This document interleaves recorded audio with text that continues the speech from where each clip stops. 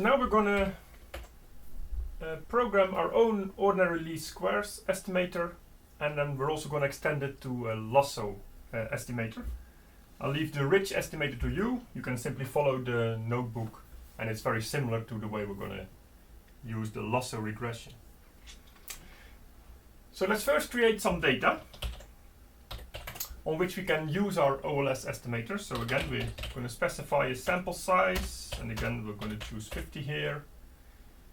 And there are going to be two variables, x1 and x2, and I'm going to specify that the slope of variable 1 is going to be equal to 3.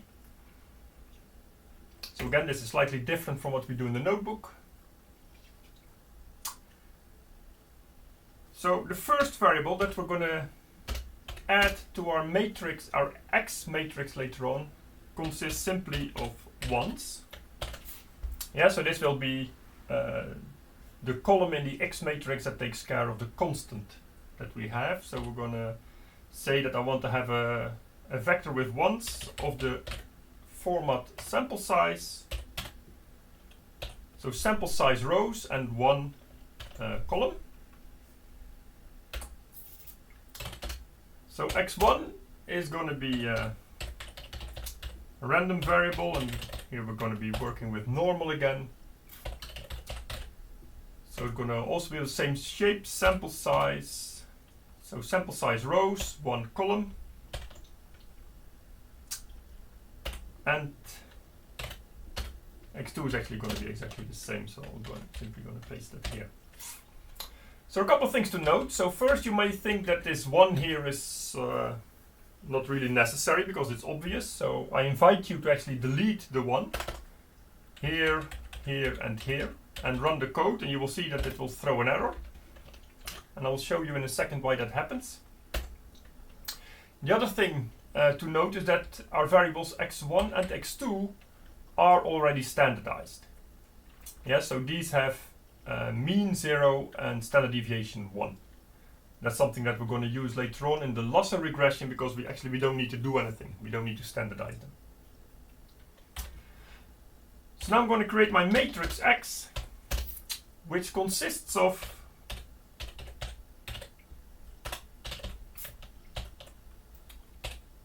x0, x1, and x2. But now we're going to do the merger of these three columns along axis 1, so along the columns.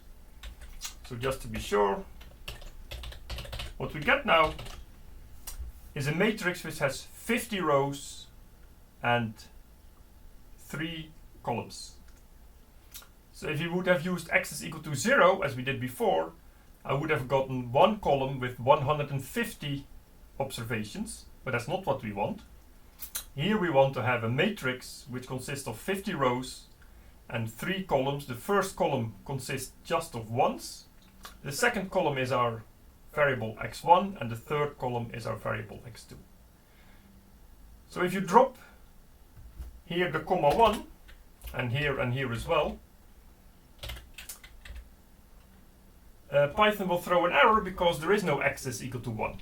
Yeah, because you didn't specify it. So simply try it and you will see that you will get an error.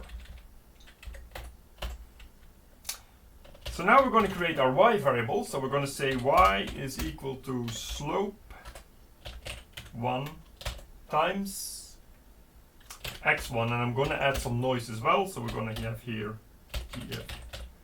random normal. Again with the same shape.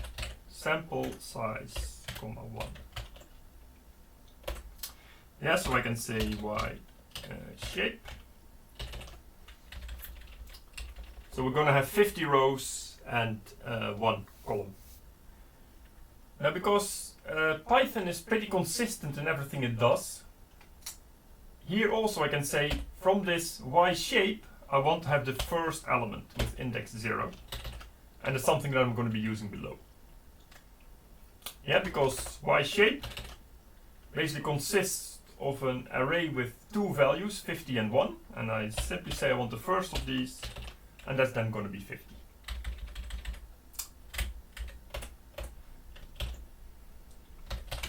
Oops. So now we're going to define our loss function. So there are a number of ways in which you can define an OLS regression. We can use matrix algebra. The expression is given in the notebook, but here we want to simply define it in terms of the minimization that ordinary least squares is. And that means that we're going to take the distance between the line and each observation and square that distance. And then we sum these squares, and that's the thing we want to minimize. Yeah, so what this function should return, our loss function, is the sum of something squared. And the thing that we're going to square is y minus x times w. And w is going to be my set of coefficients. So the first value of w, w0 if you like, is going to be the constant, w1 is going to be slope 1, and w2 is going to be slope 2. Now if you look at the way we generate our data, there is actually no constant, so the constant should be 0, and there's also no slope on variable 2. Yeah, so x2 doesn't appear here, that actually means it's 0 times x2, so I should be finding a 0 for x2. But because these things are random, it's not necessarily the case that I will find exactly 0 for the constant and for the slope on x2.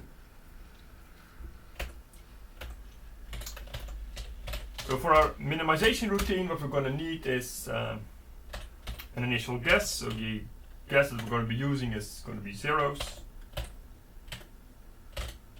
And just to make sure that this multiplication exists, I'm going to define this as having 1 row and 3 columns, so that indeed I can multiply it with x. Implicitly what I'm using here is, it may look as matrix algebra, but it's not. I'm using something else here in Python, but we'll come back to that later on. At the moment, just think about this as matrix multiplication. So I've specified my w guess, and now I can actually do the minimization. So I use optimize fmin, my loss function, and my initial guess, which fmin requires, is going to be w guess. So I can run this code, and basically what we're going to find is, we're going to find the coefficient, the slope on variable 1 is going to be basically 3, which indeed it is. I specified slope 1 as being equal to 3, so that's good. But the coefficient on the constants, on the ones, is minus 0.3, and slope 2 is 0.02. Now the question is that these things are clearly small, but are they actually 0? And that's not so obvious. It may simply be the case that the slope is small, but not necessarily 0. So there are a number of ways in which I can think about this. And the way we're going to think about it here is to use a lasso regression. So basically what the lasso regression does, it uses the same or a very similar loss function, but it adds a penalty for the coefficients that I'm using here, that I'm finding here. And that penalty makes sure that if a coefficient is actually small, so it doesn't really really seem to affect y, then the lasso regression will put that coefficient to 0. So now we're going to see that in action. So for the lasso regression to make sense, you have to make sure that your variables are standardized. So that means that I need to center the y variable, which I can do by simply subtracting the mean from y. So now the expected value of y centered is basically 0. Another thing you need to do is to standardize your x variables. But since we already defined them as standardized variables with mean 0 and standard deviation equal to 1, I don't actually need to do that here. But if you have a data set that you get from somewhere, and let's say the expectation of x is equal to 5 and it has a standard deviation equal to 10, you need to standardize these. So you need to subtract the mean of x and you have to divide by its standard deviation. So now I'm going to define the loss function for a lasso. And I'll leave it to you to define the loss function for a ridge regression. So it's going to define on W the same as above, our vector of coefficients or slopes on the regression line, and this penalty parameter lambda. So then I'm going to return, as above, the sum of this time y centered, not y itself, minus x times w squared.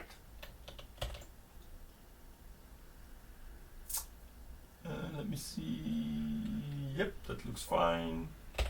So I'm again going to divide this by the length of the vector that I have. Oops, so that's shape 0. Yeah, so that's the 50 that we saw above. Plus, now we're going to get to the penalty term. So that's lambda times the sum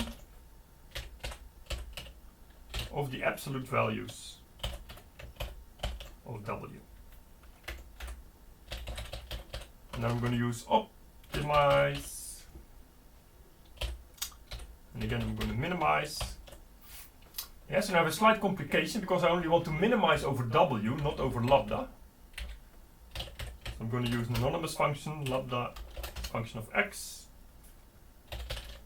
lasso x, and for the value of lambda I'm going to specify 2, but you can play around with this, so feel free to do so. And we're going to use the same guess as a starting point for the fmin procedure. So now I can run this. And basically what you can see is the following. It's clear now that the constant is equal to 0. Yeah, so if I put a bit of a cost, so lambda equal to 2, I put a bit of a cost on this coefficient, so then the routine recognizes that indeed, we don't need a constant for this regression. This thing now also has become pretty small, so we also don't need really a slope for the second variable. So these are sort of gains of doing a lasso regression. Of course, the cost of doing a lasso regression is now this thing is no longer equal to 3. Yeah, so ideally it would be equal to 3 because that's what we put in when we generated the data. And if you run this regression with lambda equal to 0, so you use the 0 here, then you will find a value of close to 3. But because now we have this penalty term, choosing 3 here is actually very costly. So the routine starts to reduce the coefficient on the first variable, on x1, to make sure that this penalty term is smaller. Yeah, so the good news is that I can clearly recognize that these two variables are not necessarily different from 0. So that's the benefit of using a lasso. The model doesn't get excited so quickly. The cost of the lasso is here that I'm underestimating the effect of x1, because I'm also bringing this value closer to 0 to reduce the penalty term that the lasso introduces.